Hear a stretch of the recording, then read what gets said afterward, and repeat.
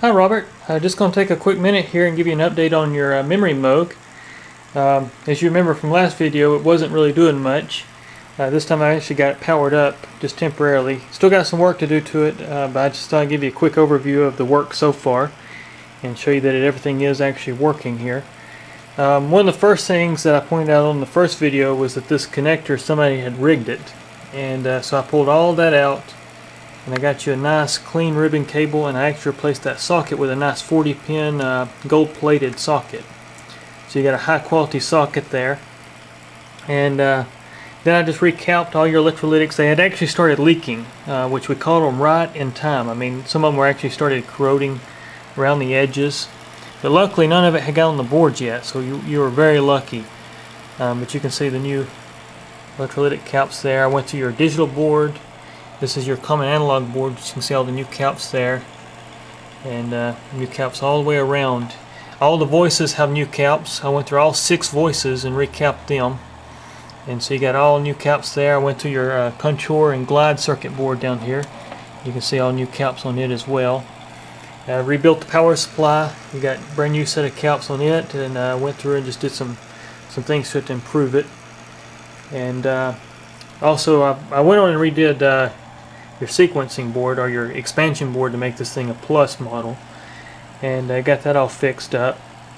And actually I did program it. I had some programs I took off a Memorymoog standard a few years ago when I was redoing some, and basically yours didn't have any memory in it. Like the memory had got erased somehow, because actually you had lost your code as well, and it reset itself, so I didn't have to worry about pulling the battery and unplugging it. But I may still possibly put your new battery in here. This battery still checks out great. I don't see any signs of swelling or anything. It looks really good, and it's still got 3.4 volts, so it's still really sturdy. I may just go and replace it just as preventive maintenance. But anyways, as you can hear right now, I'll just play something. It'd be better two-handed, but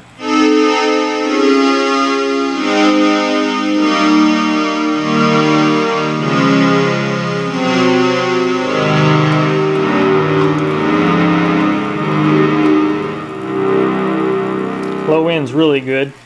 And also we can go to mono mode. Put it in mono mode, no glide yet. You can hear that.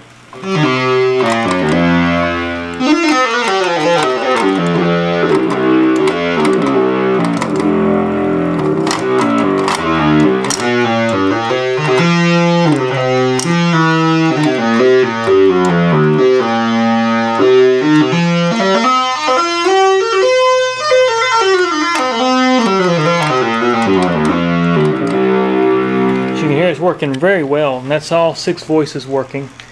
We'll put on some glide here just to show you what the glide sounds like for anybody that's curious. It's really good sounding. Of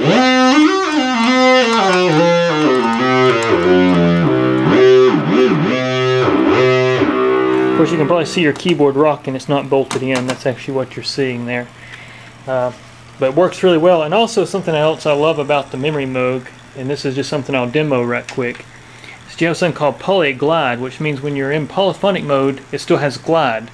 And this is something the Prophet 5 lacked. And to me, I mean, this is really a really nice feature, because you can do like this crazy, like,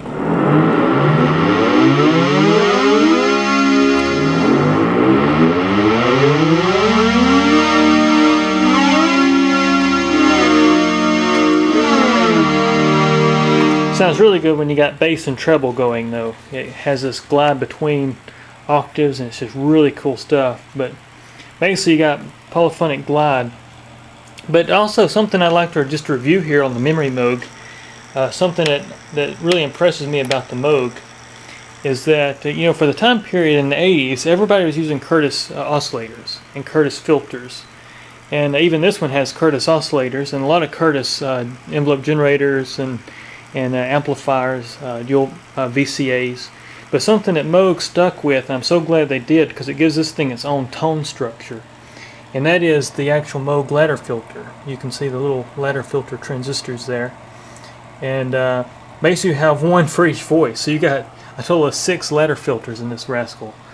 And to me, the Moog filter is a lot warmer than what the Curtis filter sounds like. I like the Curtis filter, don't get me wrong, but it's a little more gritty. It doesn't have quite the warm tone as the old Moog filter. But that's just something I like to point out there.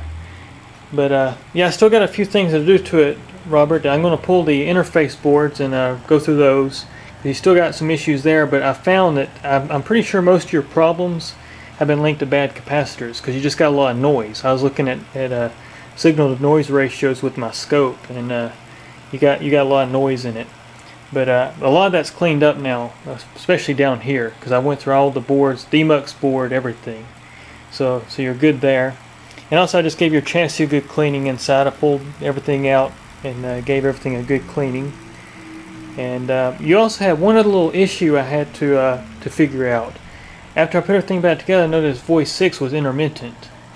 And I thought it was actually the voice card, but it actually turned out to be in your harness. It was actually in your wiring harness, and what you had is you had a bad connector down at the bottom here, and I had a spare, so I pulled it off and rewired it for you. But basically it was losing signal from voice 6 to your summing area here on this board, your common analog board. And so now that's all fixed. Your voices are working great. And actually, if you want to, I can go right here, and we'll put it in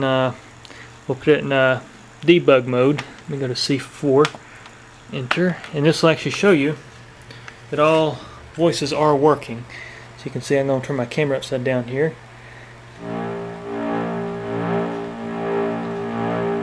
There's 6 voices. And they're all working correctly. And like I say, I hadn't calibrated or anything like that yet, so the voices aren't exactly equal. But once I get everything redone, do a 9-hour burn-in, I'll give it a final calibration, and it'll be ready to go. But anyways, I just want to make a quick update for you and just kind of show you the progress that we've made. I know you've seen a lot of pictures of it, especially on Facebook and pieces, and it's kind of nice to see everything put back together and actually what it does. But for anybody that's curious, I'll just go through the boards one more time to show you the layout. Now this is your computer board. This is actually where all your memory and everything is sent out to mainly your primary computer. And then what it does, it has a board under here it's called the Demux.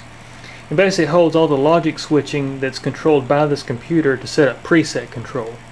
So it's actually like presets within this logic stuff. Same thing that you see like on the Polymide, but this is all done through actually a computer.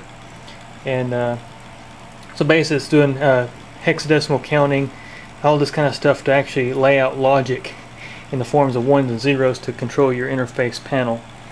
Then you got your common analog board, which this handles your modulations. It handles pretty much everything to do with the voices. Your CV control, all that stuff is taking place right here. Your voice modulation, Polymide, I think that's what it's called. I get confused between this and the Prophet 5. Yeah, it's basically this little voice modulation, yeah, which is basically the same thing as Polymide on something like the Prophet 5, but this is a lot more advanced. But you got that going on. And these are actually your voices here. I know I pointed out the Moog filters, but you actually got 3 layers, basically, if you can see this. I'll zoom in here. But you got the top board here, bottom board, and then there's your other voice. 2 sections of them, making a total of 6 voices. And for anybody that's out there interested in troubleshooting, this is voice A, B, C, D, E, and F. So now I've been asked that question before, which voice is which. And then basically it just goes in order here, A, B, C, D, E, F for your envelope generators. And this handles both your VCF envelope generator and your VCA envelope generator. So just some interesting stuff there for you. Anybody out there that's curious about how this thing kind of works. Very early, 2 megahertz processing speed. It was smoking back in 1982, and now it's just kind of laughable because we're running at 3.2 gigahertz nowadays. Extremely fast. But anyways, guys, and Robert, appreciate you letting me work on your Memorymoog, and I'll let you know just as soon as I have it complete, and I'll make you another follow-up video. Take care.